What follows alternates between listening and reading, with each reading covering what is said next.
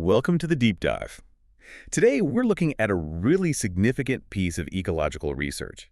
It asks this huge question: is all this amazing biodiversity out there actually essential for how the planet works? Or is it just, a beautiful side effect, an epiphenomenon, as the paper puts it? Exactly, that term epiphenomena. Yeah. It's complex and wonderful, but maybe doesn't fundamentally change the big picture of Earth's systems. Right. But the science we're diving into today really challenges that idea. We're unpacking a major synthesis paper. It looks back over about 2 decades of really intensive research. And what's the paper called? It's titled The Functions of Biological Diversity in an Age of Extinction.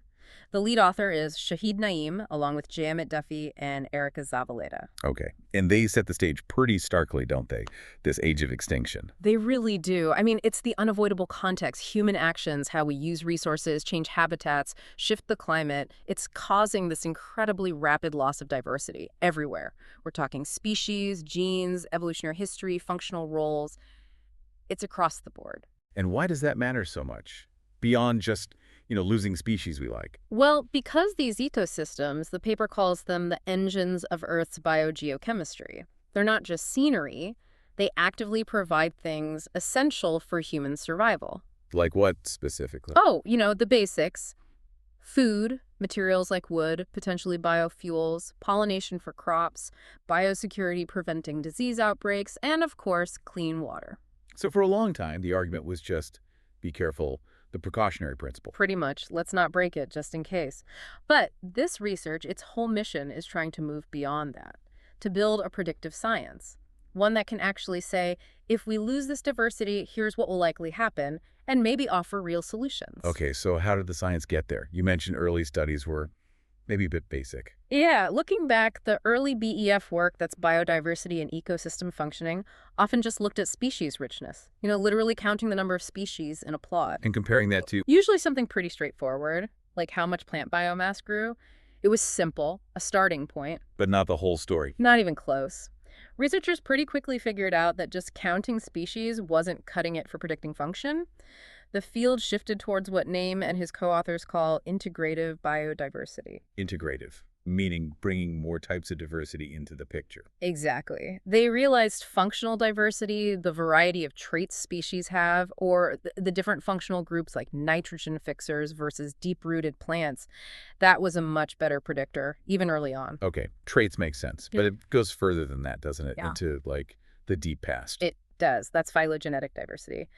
Basically, looking at the evolutionary relationships, how long ago different species split off from common ancestors. And in some complex real-world systems, that evolutionary history turns out to be maybe the best predictor of how the whole system works. Wow. And even within a species. Yeah. Genetic diversity. Yep. Even the variation within a single species, different genotypes, that's proving to be incredibly important too. There's a specific study mentioned about primrose that just seems amazing. Can you explain that one? How can genes within one species be as impactful as adding completely different species? Right. The Inotherabienes study, it's a common evening primrose, and yeah, it's pretty astonishing. They found that just increasing the genetic diversity within that one species, going from plots with one genotype to plots with 8 different genotypes, Yeah. had the exact same positive effect on total plant production as increasing the taxonomic diversity, meaning adding 7 completely different plant species to a plot that only had one species, not the primrose. That's hard to wrap your head around. It really shows the power of that foundational genetic variation. It absolutely does. It underlines that the building blocks matter profoundly. So the goal now isn't about which type of diversity is king.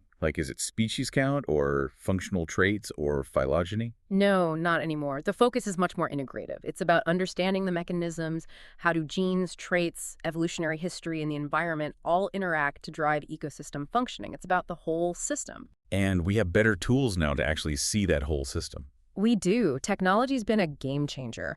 Things like 454 pyro sequencing for looking at microbial genes or GeoChip functional gene arrays. Okay, those sound pretty high-tech. They are, but they're becoming standard. They let researchers finally quantify all that hidden microbial diversity, genetic and functional, and link it directly to big ecosystem processes. Imagine being able to say, okay, The presence of these specific genes in the soil bacteria correlates with higher carbon storage or faster nitrogen cycling. That's the level we're getting to. Incredible precision. Okay, so if we can measure all these layers of diversity, how does it all fit together structurally? That leads us to the second frontier, ecological structure and stability. Right, because ecosystems aren't just random collections of species. They're structured. You have interaction networks, who eats whom, who competes with whom, and you have biogeochemical pathways, how elements like carbon and nitrogen move through organisms. And changes in diversity ripple through that structure. Exactly, the structure mediates the effects.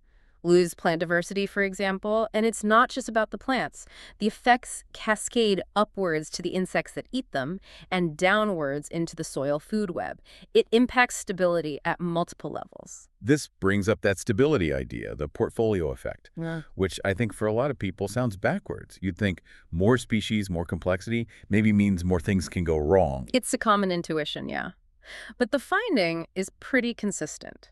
While individual species populations in a diverse community might fluctuate wildly depending on conditions, Huh? the overall function of the ecosystem, like total biomass production or nutrient cycling, stays much more stable over time, less variable. So it is like that investment portfolio analogy. Diversification reduces overall risk. That's precisely the metaphor often used, biological insurance. Different species respond differently to environmental changes. So if one species tanks because of a drought, another species that's drought tolerant might thrive and pick up the functional slack. They compensate for each other. Can you give a real-world example of where we see that? Sure, the paper mentions the Inner Mongolia grasslands.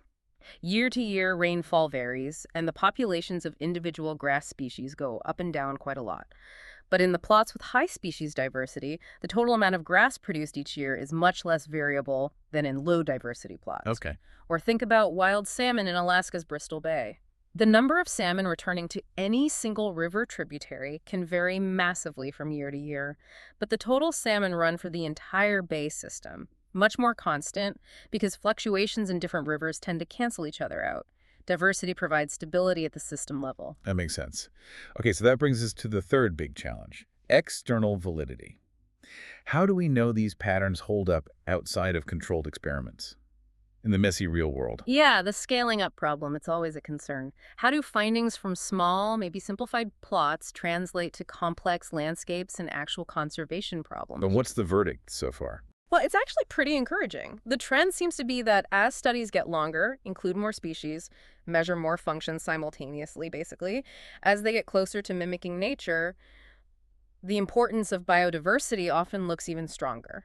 So diversity really shows its worth when things get complex and stressful. That seems to be the case, and we're not just relying on experiments anymore. There are huge observational data sets now. Like that dryland study. Exactly, a massive study across 224 dryland ecosystems globally.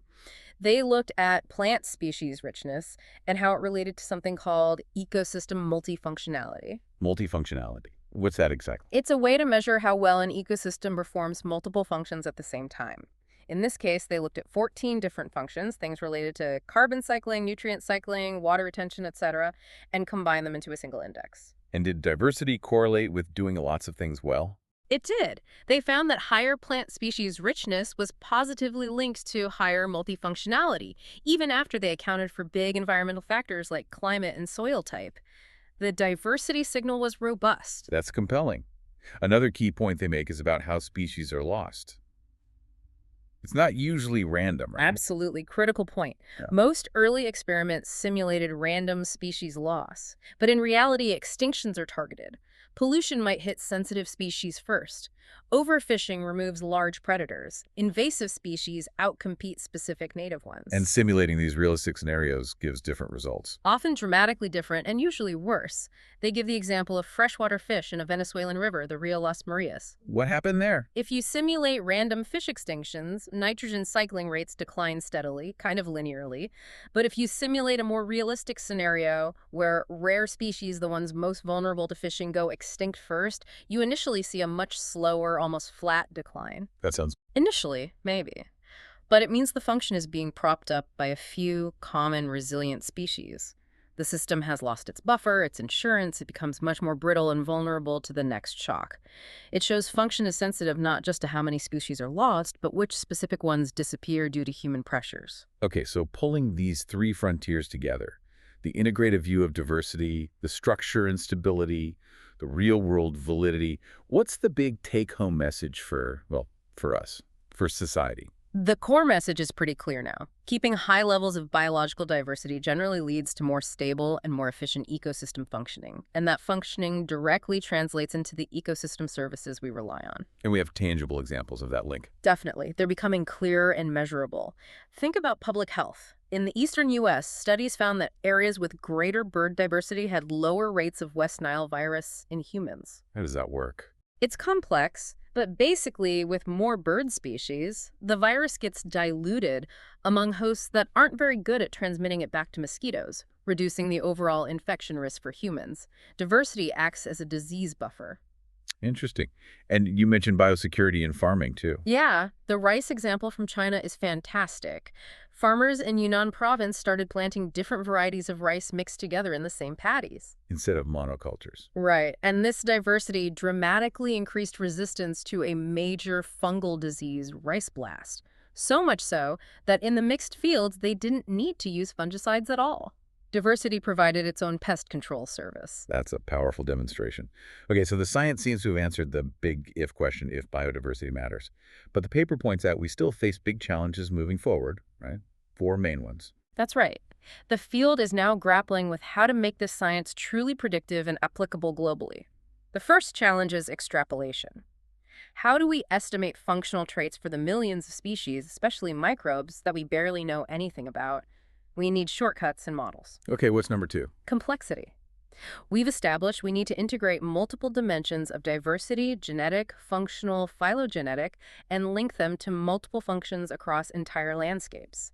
That's incredibly complex data to analyze and find clear patterns in. Makes sense. And the last two are about tools and data. Exactly. Third is technology integration.